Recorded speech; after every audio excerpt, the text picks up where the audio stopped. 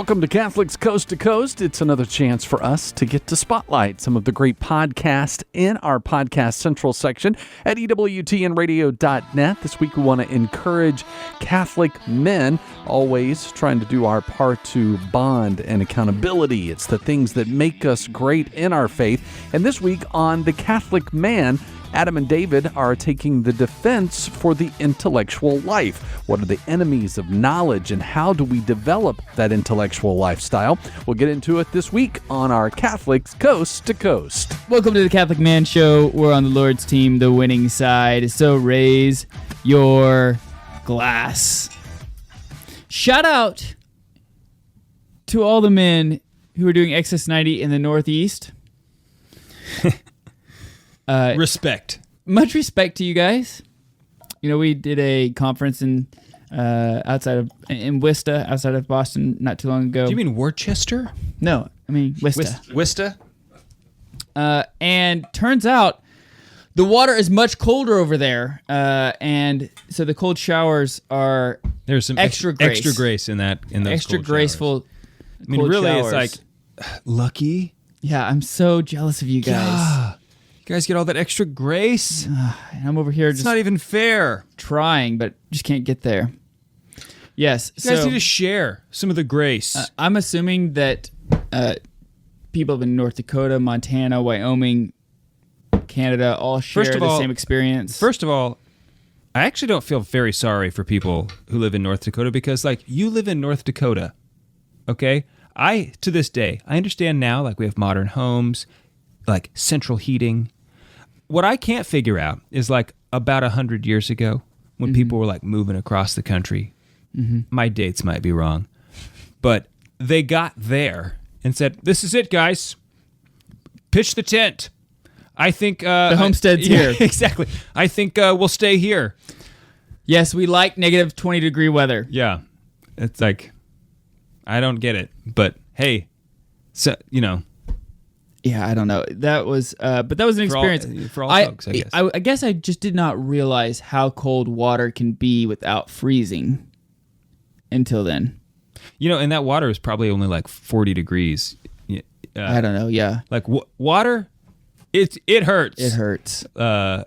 Even like 50-degree water, you get hypothermia in 50-degree water. 50. If you're in 50-degree water for 50 minutes, there's a 50% chance you have hypothermia. Man, how about that? Boy Scouts. There you go. The things you back remember. Whenever it was for boys. Yeah, and people knew what that was. Right. So today is Palm Sunday. That we're recording this. We're recording this on Palm Sunday. Regardless, it's Holy Week. It's Holy Week. I just wanted to tell a story about what happened in Mass today. Very well. So the liturgy, we did it a little differently. We started outside the church for that entrance gospel reading. And then we processed all together into the church. So it's a little bit chaotic when you've got the whole... It's like the land run. You know, it was a little bit like a land run. Like how, at the beginning with Oklahoma, we said, like, all this Indian territory, we're going to just auction this. I mean, if you can get there, it's yours. Right.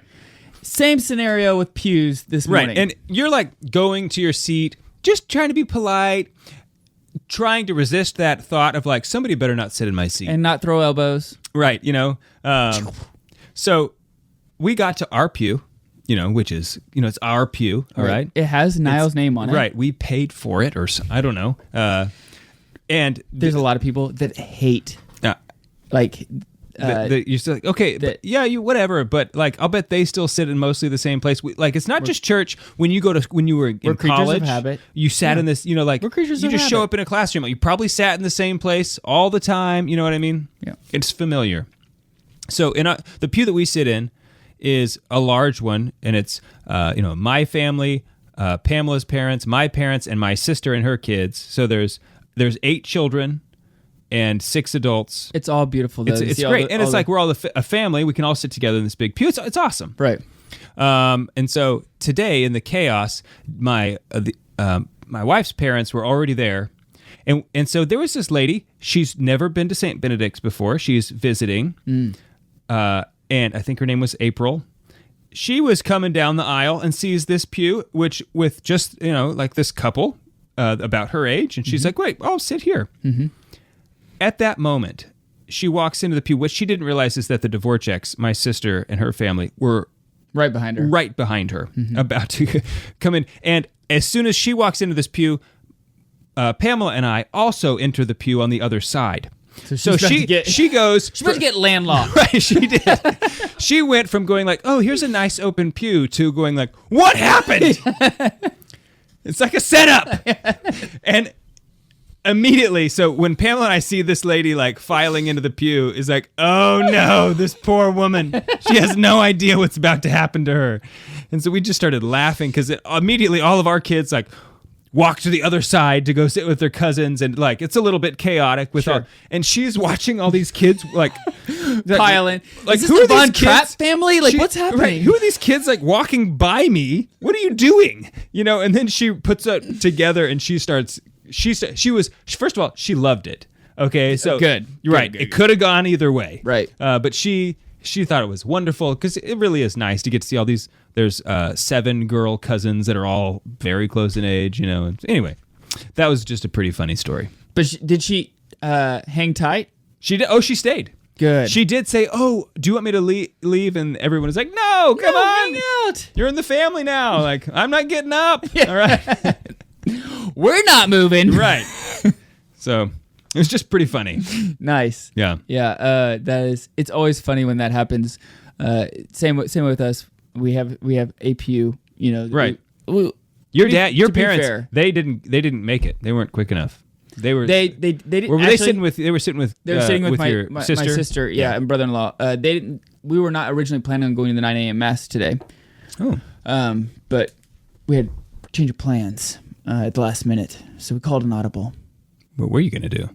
We're just gonna skip.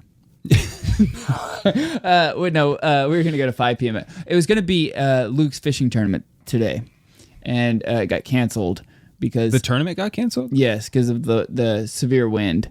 We've been having some crazy wind. Yeah. And so I decided to take my greenhouse down on Friday it was probably a good call. because it broke. Right. It's broken. It blew over. Yeah, that stinks. It's like, well, I guess I'll take that down since it's already down. It's about time anyway. Okay, so tonight we're drinking a bourbon. Yes. I'm going to switch. I think we've been I've already been drinking it. Oh, okay. Sorry. We are having Jefferson's Reserves. It's the Pritchard Hill Cabernet cask finish. So it's their 8-year. It's Jefferson Reserve's 8-year whiskey. Okay. That they finish for 12 months roughly. Oh, that's a long time. And a Cabernet in Pritchard Hill's Cabernet cask strength. Now, what they do is I'm excited to know what the price is on this bottle. Okay. Well, but what they do is I forget where it's barreled, but it's really hot, and they do it in the summer to really get a lot of expansion. Yeah, get a lot of expansion and get it to go into the wood and then back out over those 12 months. And so that's why you can see it's like it has almost like this very red Got tint. a great color. Yeah, a red tint to it for the Cabernet. And Pritchard Hill is known, in the Napa Valley area to have very, very nice red Cabernet wines. It's top of the hill, so it has high elevation, and I don't know. I'm not a wine guy, but apparently that helps with the way grapes grow with like the wine, the fermentation of the wine. Right. So, and I got to give a shout out to actually this bottle was bought for me congratulations for John Dominic by guys that I work with at Chancery, Deacon Garlic, Dr. Malash, Dr. Aaron Henderson. All three have been on our and David Dean. So everybody that bought it for me has been on. They've been on our show, yeah. Been on the Catholic Man Show.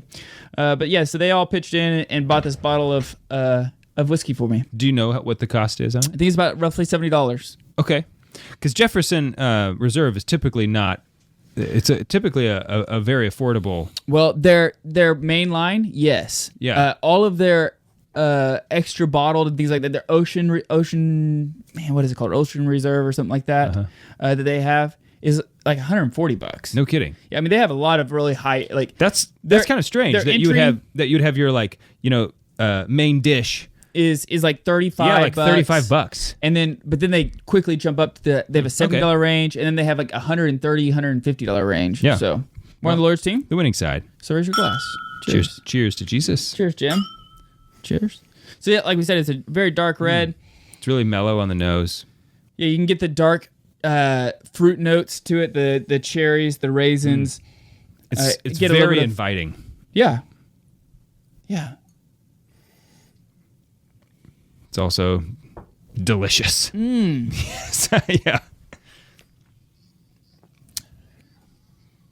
Wow. That's why I was so excited to hear the price, because I was really hoping it was going to be like $40. You know, it's like, That is really pleasant.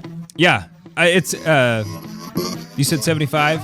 70, I think. 70? I mean, that's Wow. it's a fantastic bourbon. When we get back, we're going to hear the yummy scale on this. Yeah, I think it's going to be relatively high. We'll see. We'll be right back. What are you doing, Ben? Is that Father Nicholas? Yeah.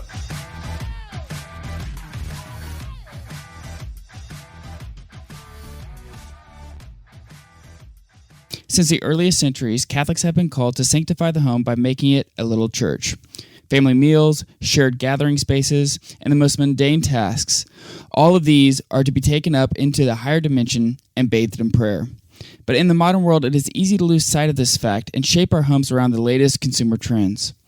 In Living Beyond Sunday, the Niles and Minahan families take the mystery and guesswork out of the domestic church, showing you how to sanctify your home simply, wisely, and practically. Every Catholic family should own a copy of this book. That endorsement is from Sam Guzman, the Catholic gentleman. Go check out our new book that we have out by Ascension Press, ascensionpress.com, Living Beyond Sunday, Making Your Home a Holy Place.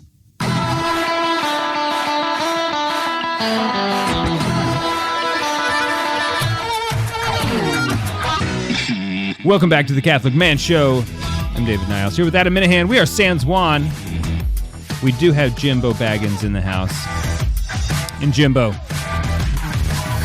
what's the yummy scale on this Jefferson Reserve? I like the bourbons. You're a bourbon guy. Yeah, 4.8. 4.8 yummies. Ladies and gentlemen, I don't know if we've ever had a 4.8 recorded on the yummy I think scale. last week we said a 4, and we were like, what? This is 4.8. Now we're at a 4.8. We're in new territory right here.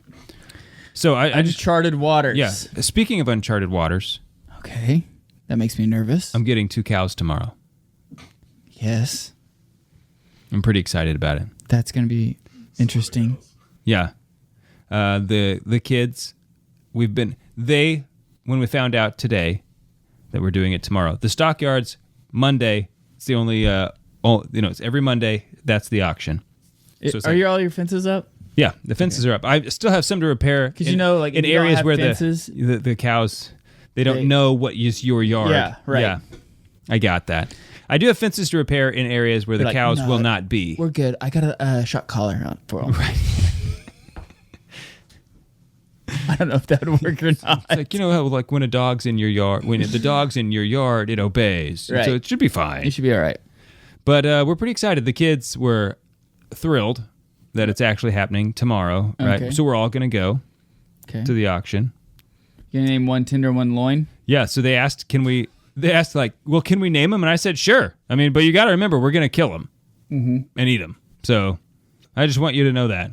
I try to use like blunt language to set the right precedent. Don't Okay. get the wrong notion about this animal.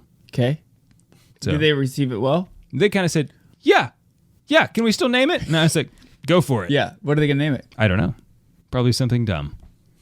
They're not the best at naming things.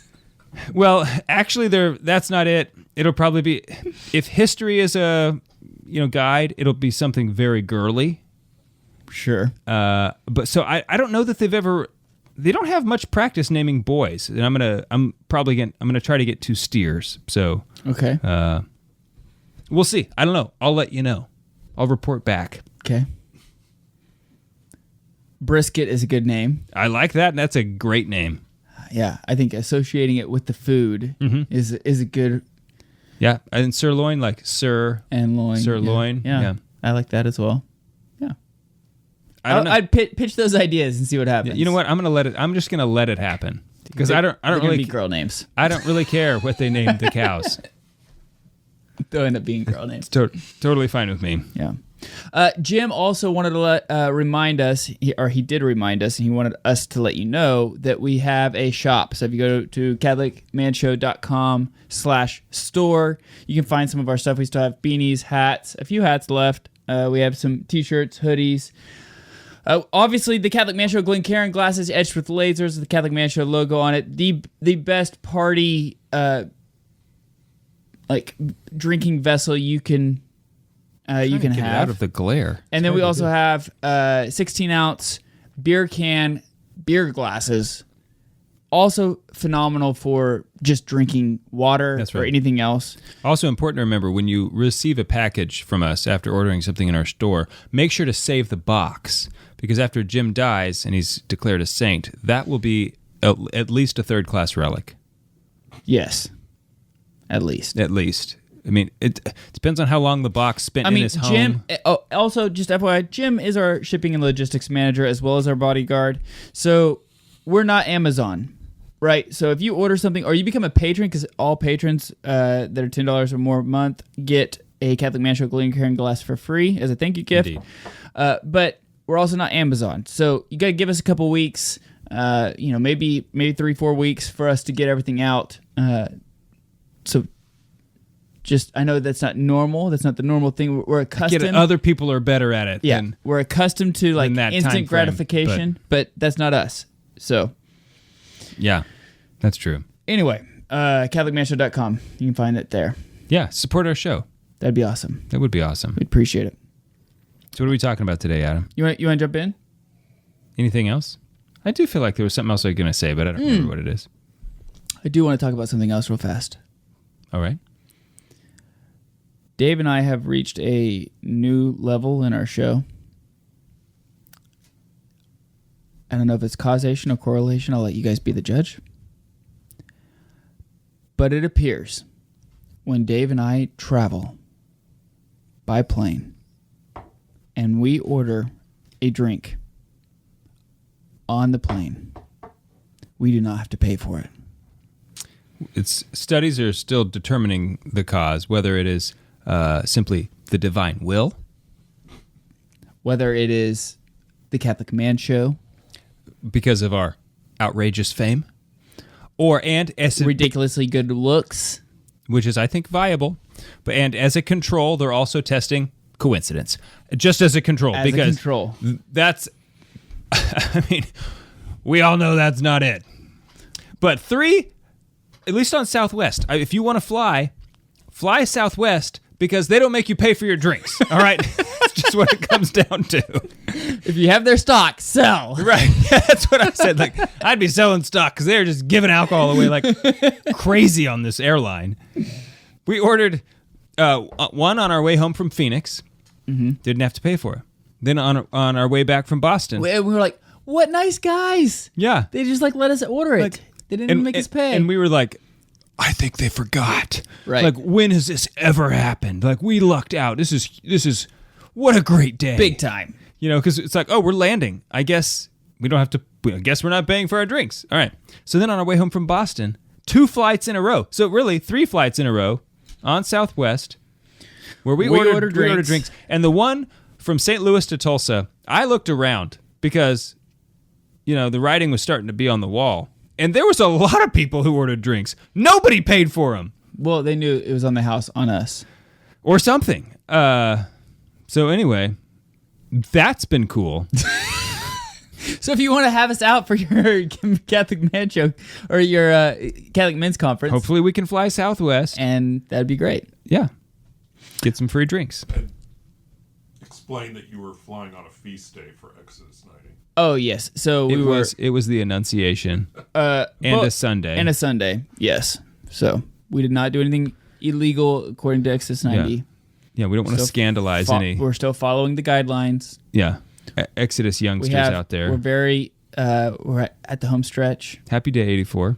84, yep. Okay, so I want to make a defense tonight, that every man is called to be an intellectual man. Okay. Go ahead. I would like to throw out a few suggestions. This is based off of... This is a phenomenal little book. If you are starting, like if maybe you just came into the Catholic Church and you start realizing all the Catholic intellectual giants that the church has produced. And maybe you don't even know some of them. Even maybe some people at your parish who like, wow, that guy knows a lot. Right, and maybe you have been, let's just say, reading Scott Hahn and Dr. Edward Shree and like all these like really great Catholic, modern writers, and you're Brant Petrie, another great one, and you're like, I want to go deeper.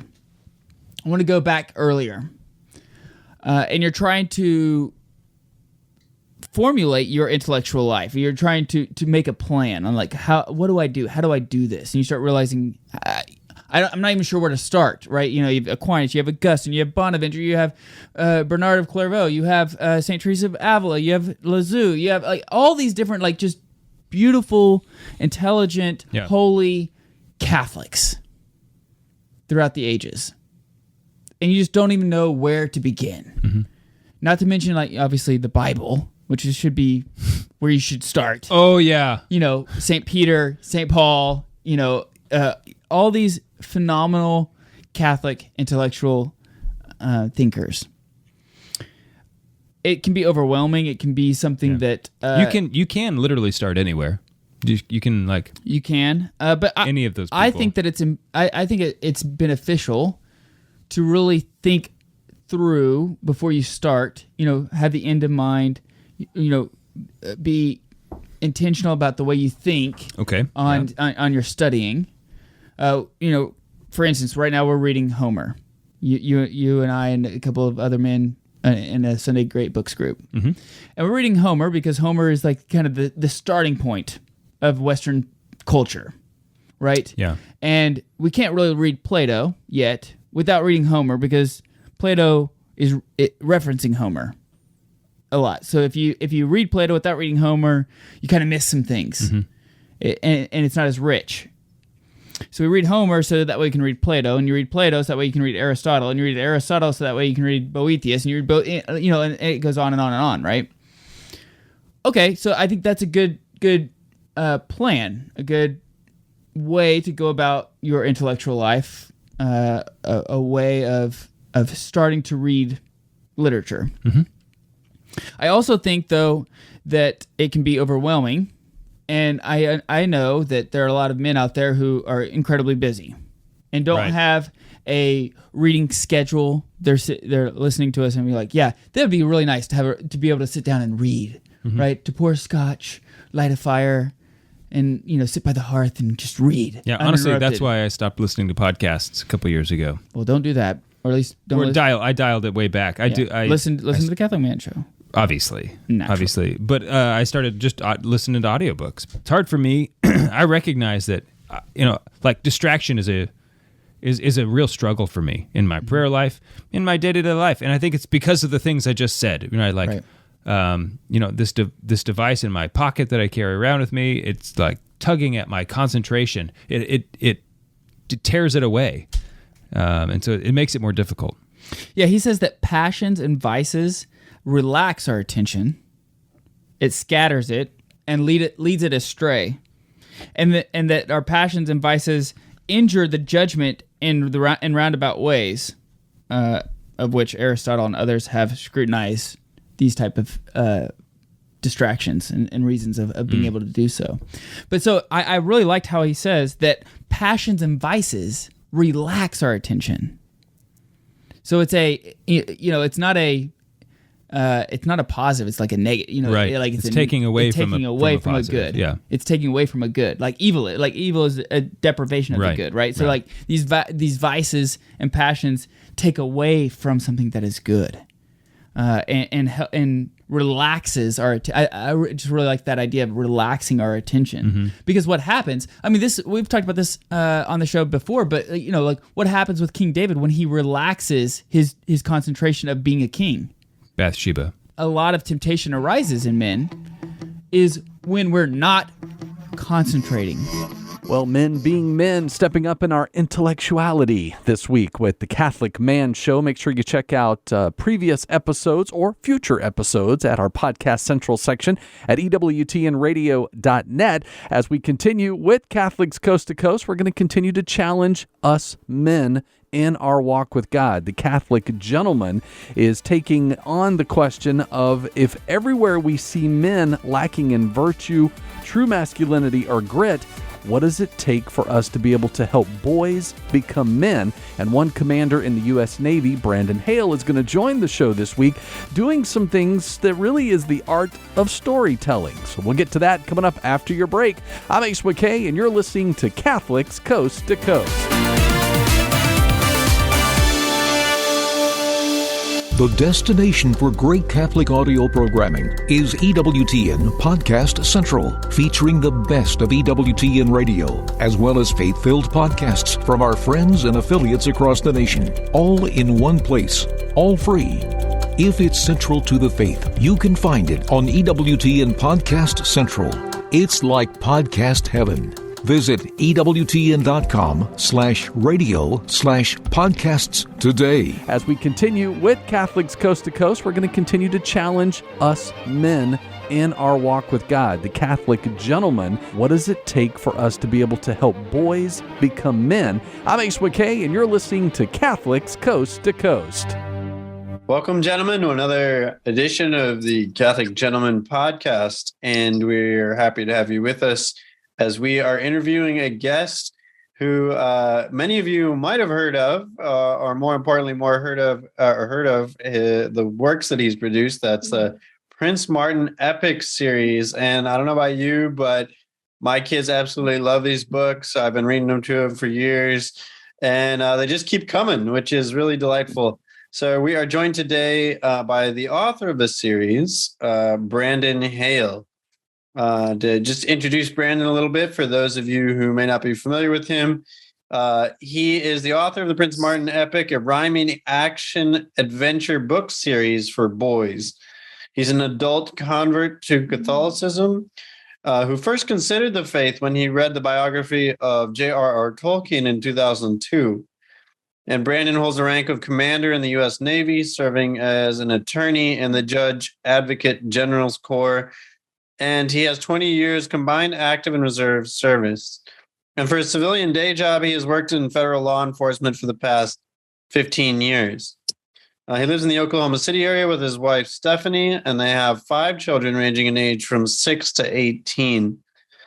The idea of the Prince Martin Epic came to Brandon when he told his young son Prince Martin stories on the phone when he was deployed overseas.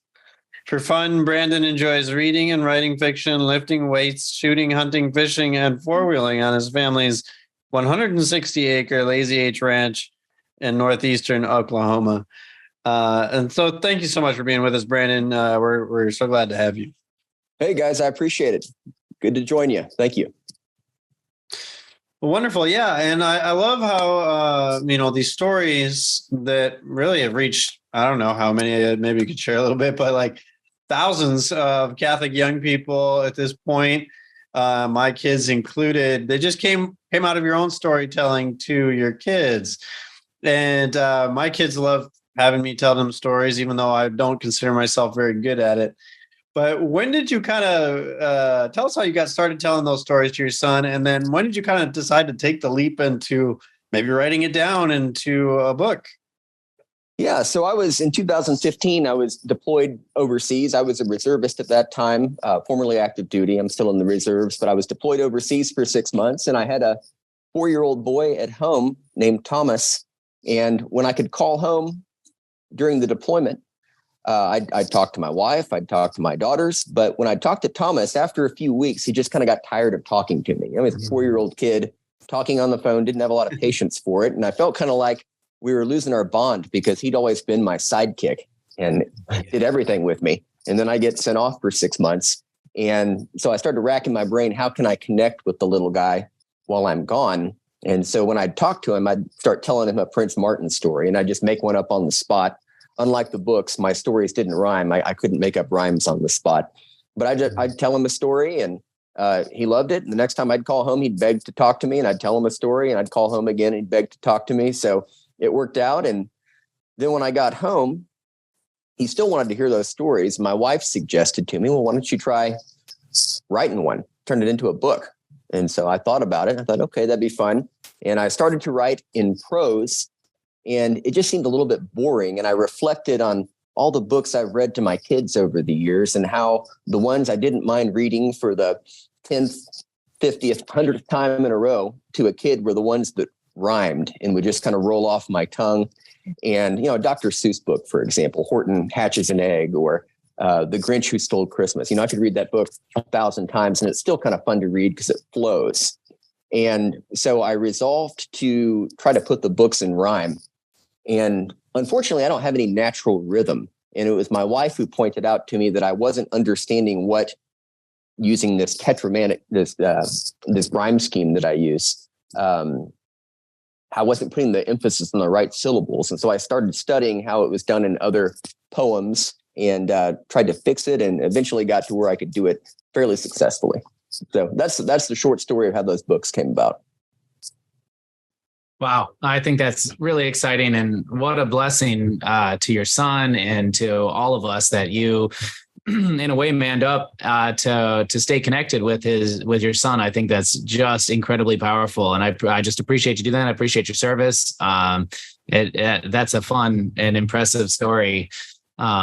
So you didn't have previous experience, I'm hearing, on writing. You just had to learn it. Did you find that it came by naturally for you? Or, forgive me, when you finally got into the groove, did you feel like this was something you were meant to be doing? Has there ever been that aspect? Because I know you've come out with a lot of series, and you're probably continually sharpening your skills and honing them. So I'd love to hear about that. Yeah, well, as a lawyer, I'm used to writing a lot. And so writing comes naturally. Expressing myself in the written word has always been natural for me. And after writing these Prince Martin books and spending hundreds, thousands of hours in this anapestic tetrameter verse style, I can almost think in that rhyme scheme now, which is a little bit odd. I'll be driving down the street and a line for a book will come to me. And so the development of that has been fairly natural. I'll tell you what I do is when I write in the morning, I'll get up really early in the morning, like 4:30 in the morning, and write for an hour. And it's kind of like compound interest. If you write for an hour every day, it starts to add up pretty quickly. And you can crank out some books that way. But what I'll do is I'll write for an hour, and then I'll go lift weights, or I'll go on a run, and I'll swipe my fingers down on my iPhone and have the robot voice on my phone read back to me what I've written. And if the robot voice sounds pretty good, then I know I've got the emphasis on the syllables right, and I know I've got the rhyme scheme right. And I can catch a lot of my own mistakes by listening to the robot voice while I'm exercising. So I get about 2 hours in every day doing it that way. Wow, that's fantastic. There's a lot of discipline involved, of like pushing yourself to just get up every day, just do it. The challenge for writing is always that creativity doesn't always strike when you want it to. And so just that discipline, that grind of just getting up and just writing. So how did you find the illustrator?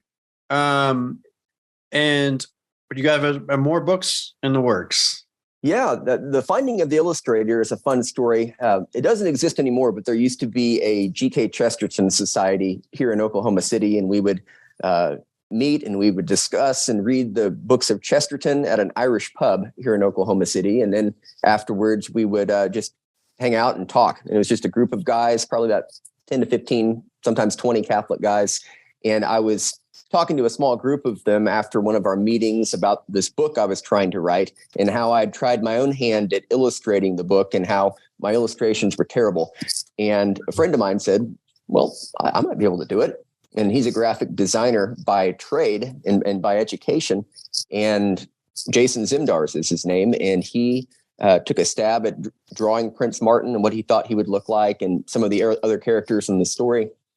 And I loved his work, and we've been working together ever since. We actually go to the same parish together, and we're friends, outside of the series. He's a good friend of mine, and he's really talented at drawing, and I'm moderately talented at writing, and putting the two together, I feel like we've come up with a fun series of books for boys.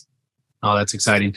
Let's actually talk about those series of books for boys, because there was, I mean, other than the great story of why you got into them, there's like a direct intent behind those books. And I think that's really important for all of us to hear, because we live in society right now where we all love the hero's journey, right? We're it's just kind of a part of the archetypal nature of men to go on adventures and to see other people do the same thing.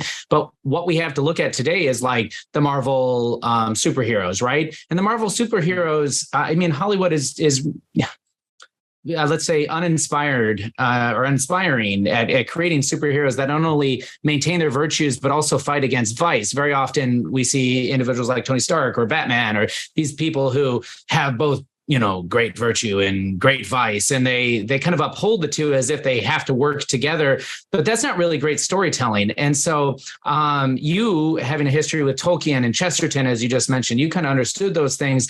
I'd love for you to talk a little bit about the intent behind your book and what you're hoping to pass along to the young men in our lives, and, you know, in the Catholic faith.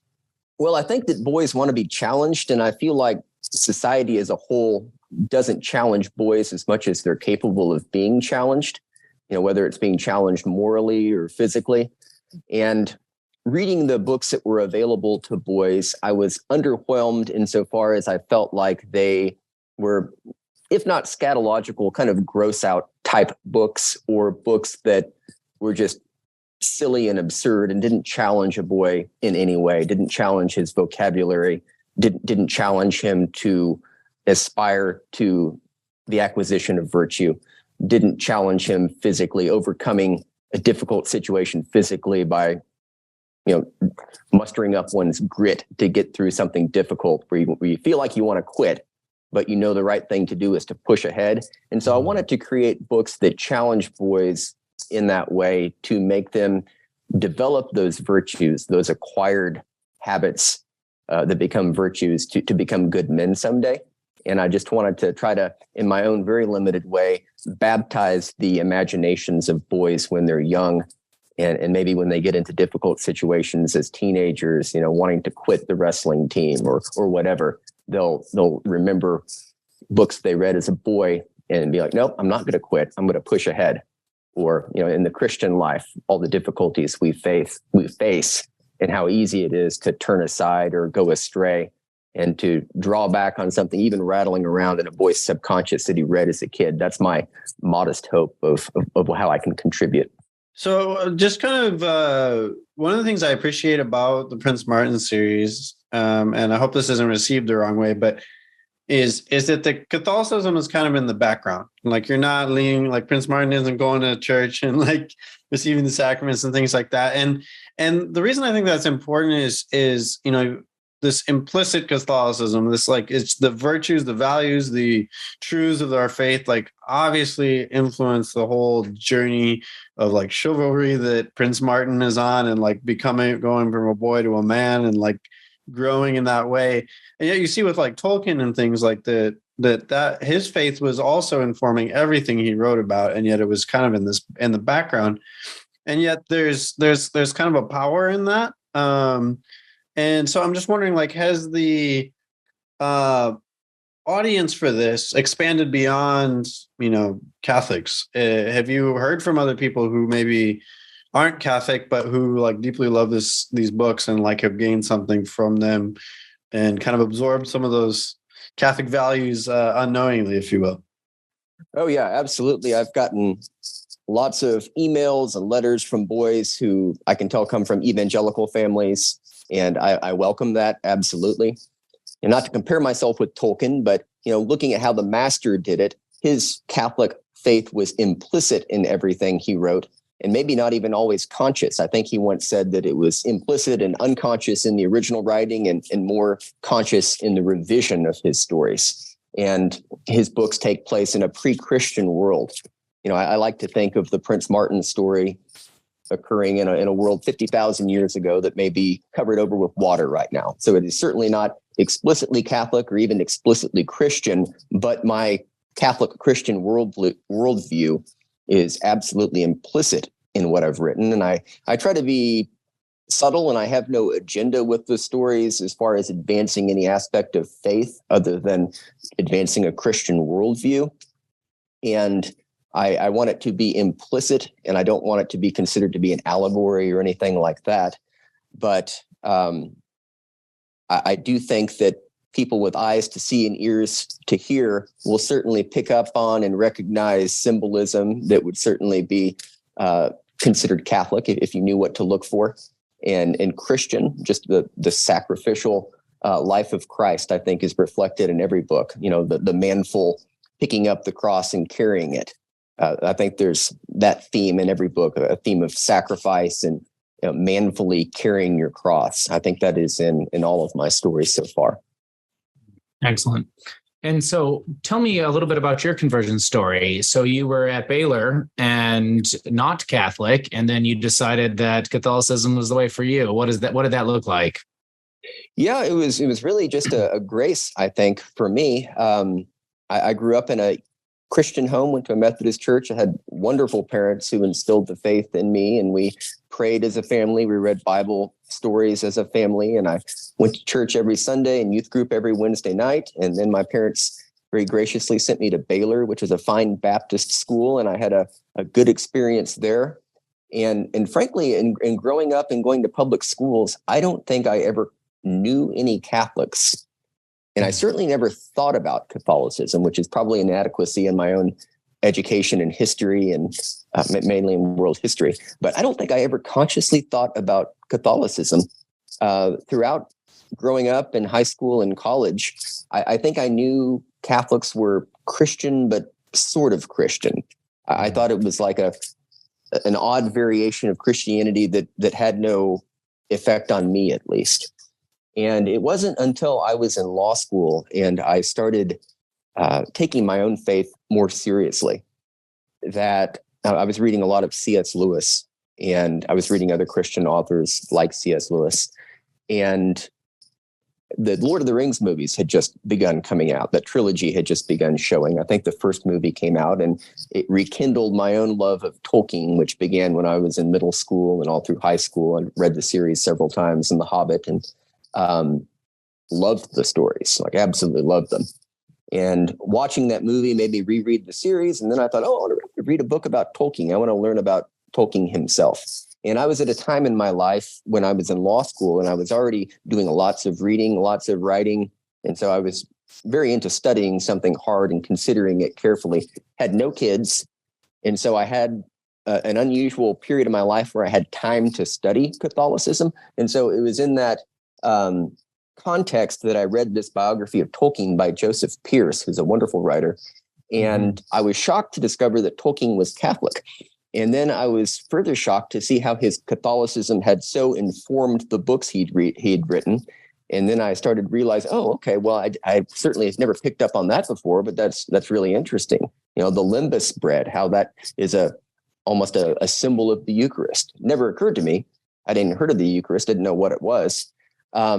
And so reading about Tolkien, who I thought was a very saintly person, I thought, well, if Tolkien was a Catholic, well, maybe there's something to Catholicism. And so then I started reading a lot of the books that many converts had read: Peter Kraft, Scott Hahn, Patrick Madrid, Thomas Howard. And I started reading book after book after book. I was in my second year of law school. And then I told my wife, hey, there's actually something to this. And I would pass on the books that I read to my wife, and she was skeptical, to say the least, at first, but then she started reading the books, and she was just as convinced as I was. And so we were received into the church. It'll be 20 years this feast of the Assumption in August. And we were received into the church in August because I was shipping off for Navy duty the next month to begin my Navy career. And but for J.R.R. Tolkien, and but for me coming across The Hobbit as a middle schooler in Tulsa, way back in the 90s, I don't think I would be the Catholic that I am today. Which has been the greatest grace that has ever happened to me. What a journey. That's exciting. And so you decided, so you were in law school, so you decided you wanted to become a lawyer. When did you decide that you wanted to enter into the military, or was that always kind of in the back of your mind as you were walking through law school? Yeah, I think I wanted to go into the military before I wanted to be a lawyer. And it's because All right. it's funny how the things you, and this is kind of my thought with writing these books, it's funny how the things that you experience as a kid can color your impressions for the rest of your life. So I first saw the Tom Cruise, Jack Nicholson movie, A Few Good Men, when I was probably in 8th grade, maybe freshman year of high school. And I thought, wow, this is a wonderful movie. How cool would it be to be a Navy JAG and trying cases in a military court and interviewing witnesses in Guantanamo Bay, Cuba. This is exciting. This is very dramatic. And watched the movie several times. And in college, I just thought, that's what I want to do. I want to become specifically a Navy JAG. And so I went to law school and started applying as soon as I could to try to become a Navy JAG. And I'm glad I got in when I did, because it's become a lot harder. I doubt they'd take me now if I was just applying in the first place. But I was lucky enough to be accepted into the program when I was in law school. And then after law school, I shipped off and did my Navy training and 5 years of active duty. And then I've been in the reserves now for about 15 years. Yeah. So being a convert to Catholicism, like, how has that informed all the different dimensions of your life? I mean, as a husband, as a father, as a professional, and someone in the military, like how has being Catholic kind of shaped your development and growth as a man? I think something I really like about it is that there are Catholic churches anywhere you go. If you go on vacation, you can go to mass because there's a Catholic church. If you're overseas for some reason, you can go to mass because there's a Catholic church. If you're on a military installation, you can go to mass because there's a chapel with a Catholic chaplain. And in my day job, there is a Catholic church just down the street, and I can pop in twice a day if I wanted to. I'll go to daily mass once or twice a week. I can pop in for confession very easily. And just having the access to the sacraments through the physical presence of Catholic churches everywhere has been something I really like about being Catholic. I certainly like the sacrament of confession and walking out knowing that my sins are forgiven and feeling it as well. It's just a sense of peace that comes from that. And something else I like about being Catholic is just the inexhaustible well of enriching books that have been written, over the past 2 millennia. If you read something from St. John Chrysostom or St. Augustine or St. Thomas More or St. John Fisher, all the way up to the present. Walter Chiswick is someone, I think he's a servant of God, but I'm not positive. Maybe he's a blessed Walter Chiswick, but he wrote a book called He Leadeth Me. And gosh, I can't think of a better book than He Leadeth Me or With God in Russia for a man, just about, taking your faith seriously and embracing the difficult parts of being a Catholic in this culture, in this day and age. You read about Walter Chiswick and these other underfed Catholic prisoners in the Gulag who in these sub-zero temperatures would skip lunch. They were underfed to begin with, but they would skip lunch to go sneak off into the woods to celebrate mass in secret. That's taking your faith seriously.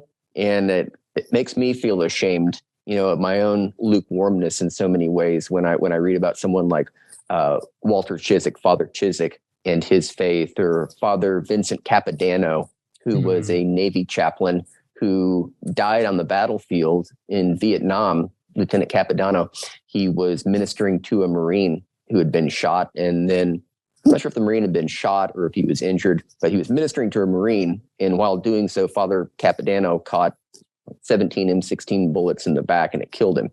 There's so many inspiring stories like Emil Kapan, the Kansas farm boy who became a Catholic hero in the Korean War, and just the superabundance of inspiring stories about saints or soon to be saints or people who should be saints that are available to us as Catholics and can just give us examples to aspire to. I think that's been something that has been a huge blessing to me in my own faith and my own journey as a Catholic man.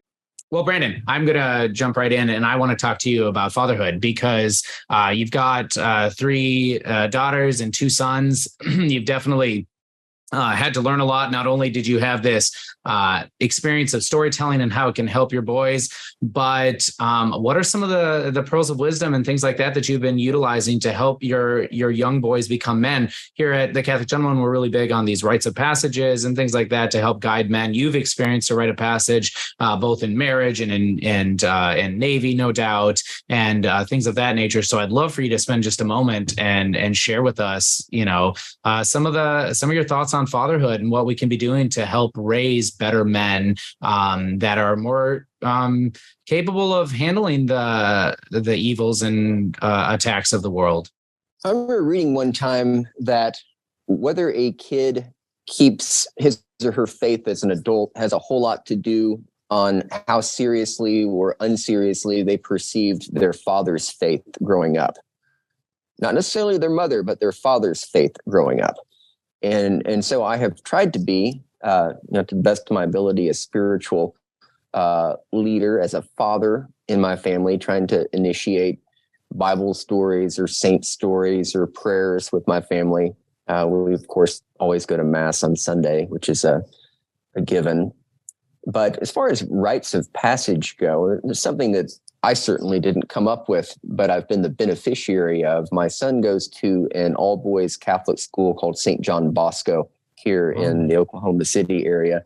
And they have, I think they started it, but they're at the very least very involved in this pilgrimage called the Three Hearts Pilgrimage that goes from, about 36 miles away from Clear Creek Abbey, and you hike on foot 36 miles to Clear Creek Abbey. The pilgrimage ends at the Abbey.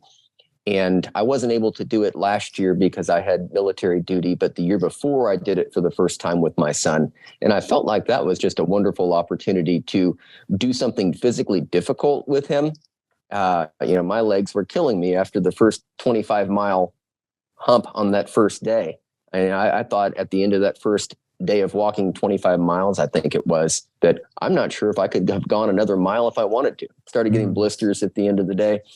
And, he kept up the whole time. And he was, I believe, 9 or 10 years old. I thought that was pretty impressive for a 9 or 10-year-old to be able to keep up and not complain. But then you spend the night camped out in a tent, and the next morning you finish up and do another 16 miles, and you end up at the pilgrimage. And it's almost like an arduous journey, and you have heaven in your sights at the end of the journey when you see the big Abbey church up there. And I feel like that's a really neat rite of passage for a kid, especially a Catholic kid, to do something physically hard and then have that reward at the end. They had barbecue waiting for us and drinks, and there was a Mass. And then you hop on a bus and go back to your car and drive home. And looking forward to doing that again in October. And my son is too, and it's grown every year, and it's a really neat opportunity for a father and a son to bond together, doing something difficult and offering up that difficulty to Christ and His church, and for reparations for sin and that type of thing. I think that's excellent, and I completely agree with you. I think us men need to be looking for those opportunities to do things like that with our sons. So that's exciting. I hadn't heard of that. Yeah, princemartin.com. So www.princemartin.com is the best place to look. It's got all the books for sale, information about the books, information about my friend Jason, the illustrator, and me, and kind of the origins of the series. And, the books are also available on Amazon or whatever, but princemartin.com's got them all accessible in one place. You can also download the first book for free, at least the grayscale black and white version of it. We have both color versions of our books and then a less expensive black and white version of each book. And you can download the first book for free and see if it's to your taste. And I appreciate you guys having me on the show. This has been fun.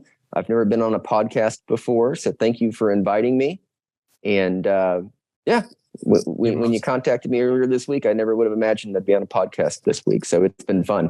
Well, you're most welcome. Yeah, what a blessing to us, Brandon. So thanks so much for all the work that you're doing and for joining us today. Yeah, well, thank you guys. And good luck to you. Yeah, thanks so much. As we end each of our episodes. Be a man, be a saint. Men learning to be men and helping to raise our level of faith in God this week with both of our podcast Spotlight. As we continue throughout the week, don't forget you can always download and enjoy anytime previous or full episodes in their entirety at our Podcast Central section. Just go to EWTNradio.net and we'll do it again next weekend. Have a great one. Remember to let God define who you are. I'm Ace McKay, and I'll see you next week on Catholics Coast to Coast.